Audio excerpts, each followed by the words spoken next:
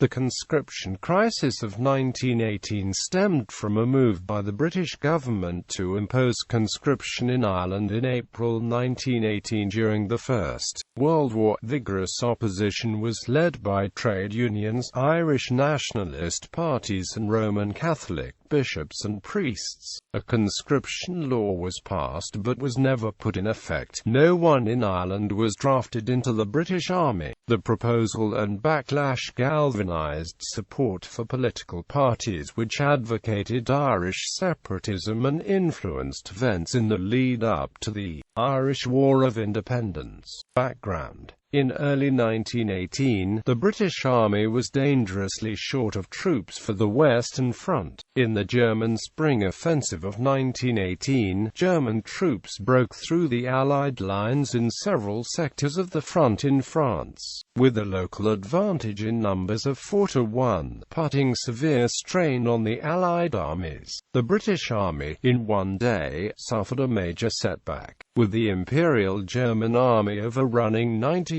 square miles of territory and penetrating, at the furthest point, to a depth of 4.5 miles. Conscription in Great Britain had already been established by the Military Service Act of January 1916, which came into effect a few weeks later in March 1916.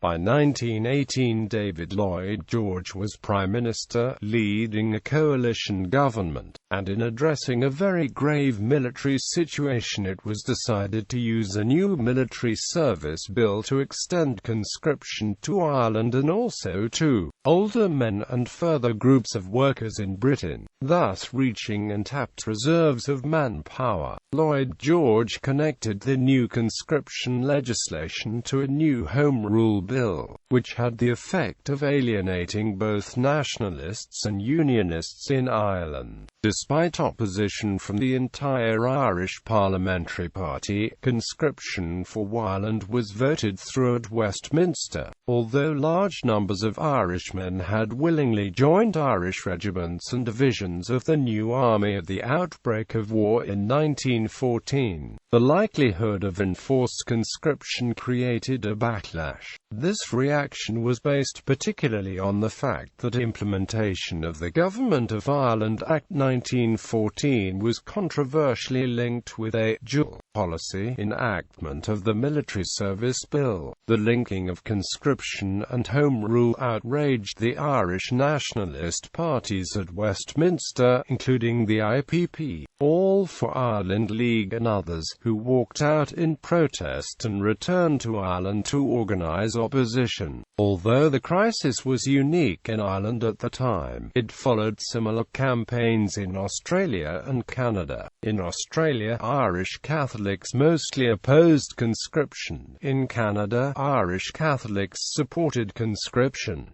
Conferences and pledge. On the 18th of April 1918, acting on a resolution of Dublin Corporation, the Lord Mayor of Dublin held a conference at the Mansion House, Dublin. The Irish Anti-Conscription Committee was convened to devise plans to resist conscription, and represented different sections of nationalist opinion. John Dillon and Joseph Devlin for the Irish Parliamentary Party, Eamon de Valera and Arthur Griffith for Sinn Féin, William O'Brien and Timothy Michael Healy for the All for Ireland Party and Michael Egan, Thomas Johnson and W. X. O'Brien representing Labour and the trade unions. On the evening of the same day, the Roman Catholic bishops were holding their annual meeting and declared the conscription decree an oppressive and unjust law, calling on the Church's adherents to resist by the most effective means at our disposal. The Anti-Conscription Committee and bishops proposed an anti-conscription pledge that was to be taken at the church door of every Roman Catholic parish the next Sunday, the 21st of April, which read, denying the right of the British government to enforce compulsory service in this country, we pledge ourselves solemnly to one another to resist conscription by the most effective means at our disposal, strikes and other actions in Ireland. Following the representation at the Mansion House, the Labour movement made its own immediate and distinctive contribution to the anti-conscription campaign. A one-day general strike was called in protest, and on the 23rd of April 1918, work was stopped in railways, docks, factories, mills, theatres, cinemas, trams, public services, shipyards, newspapers, shops, and even government munitions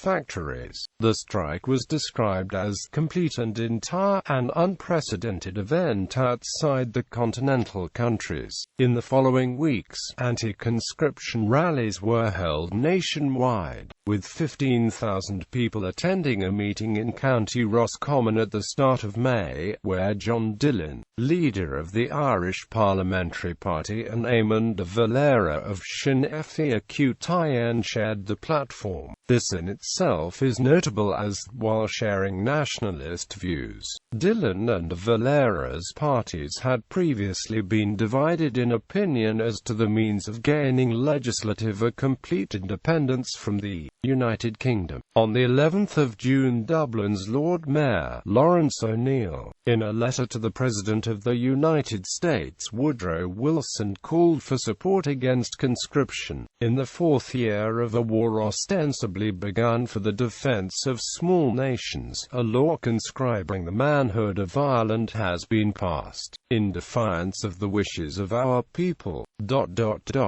To warrant the coercive statute, no recourse was had to the electorate of Britain, much less to that in Ireland. Yet the measure was forced through within a week, despite the votes of Irish representatives and under a system of closure never applied to the debates, which established conscription for Great Britain on a milder basis. Over a year earlier, Wilson had introduced the Selective Service Act of 1917. By June 1917 it enabled the registration of all American men aged between 21 and 31 for conscription.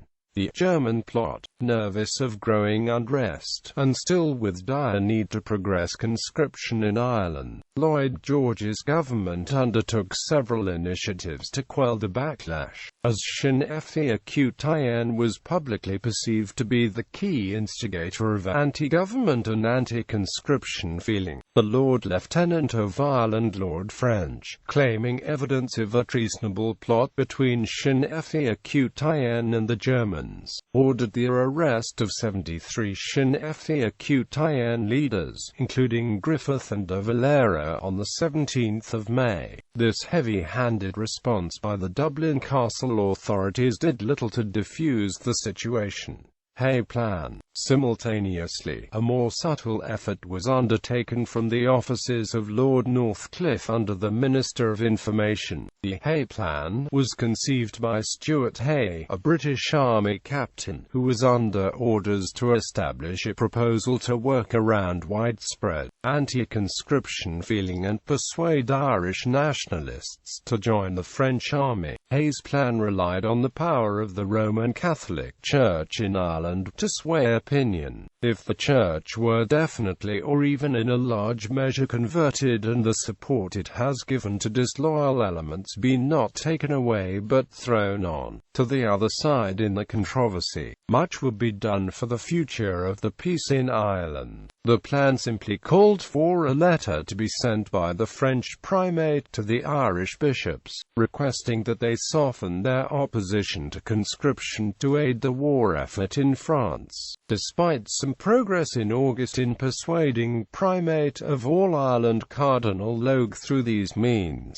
the Hay Plan was delayed by complications in diplomatic channels and by political rivalries. The latter included concerns by some in the UK Parliament that reciprocal French support of Irish interests would not be to Britain's advantage. After after the war. In France, the German Spring Offensive and its follow-on attacks had failed by July, and the Allies counter-attacked successfully at the Second Battle of the Marne and the 100 Days Offensive. As a result, recruitment efforts through September and October continued to have very limited success, and by the armistice in November, conscription remained unimplemented in Ireland. After effects. By June 1918, it had become apparent to most observers in Britain and Ireland that following American entry into the war, the tide of war had changed in favor of the Allied armies in Europe, and by the 20th of June the government had dropped its conscription and Home Rule plans, given the lack of agreement of the Irish Convention. However, the legacy of the crisis remained completely ineffectual as a means to bolster battalions in France. The events surrounding the conscription crisis were disastrous for the Dublin Castle authorities,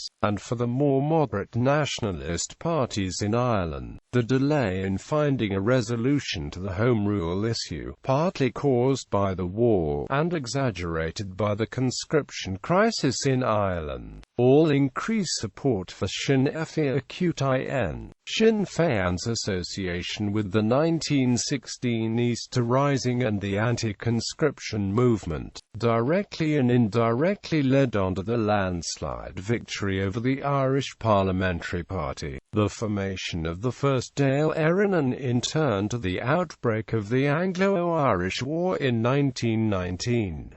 General election 1918. This opposition also led in part to Sinn Féin being ignored by the subsequent victors at the Paris Peace Conference in 1919. Despite its electoral success, it appointed representatives who moved to Paris and several times requested a place at the conference, with recognition of the Irish Republic, but never received a reply. The crisis was also a watershed in Ulster Unionism's relations with nationalist Ireland, as expressed by Unionist leader James Craig. For Ulster Unionists, the conscription crisis was the final confirmation that the aspirations of nationalists and Unionists were and were incompatible. Voluntary enlistment. It should be noted that the bulk of opposition to the Great War in Ireland was to compulsory conscription, not to the war nor to voluntary enlistment in the British Army. In fact, many Irish supported the war, and Irish involvement, support and enlistment were more prominent amongst Irish Unionist and Protestant traditions. But nationalist and Roman Catholic enlistment was also common, as the war was seen to be fought in defense of smaller Catholic countries like occupied Belgium. In this case, those who would later become detractors of conscription were prominent on recruitment platforms at the outbreak of the war. In all, 200,000 to 300,000 Irishmen served with British forces during the Great War, and of the 680,000 fatalities from the United Kingdom of Great Britain and Ireland, some 40,000 to 49,000 were from Ireland. In all, about 12.3% of Irish men of service age actually served, approximately 25% of the rate in the rest of the UK. 57% of them were Roman Catholics.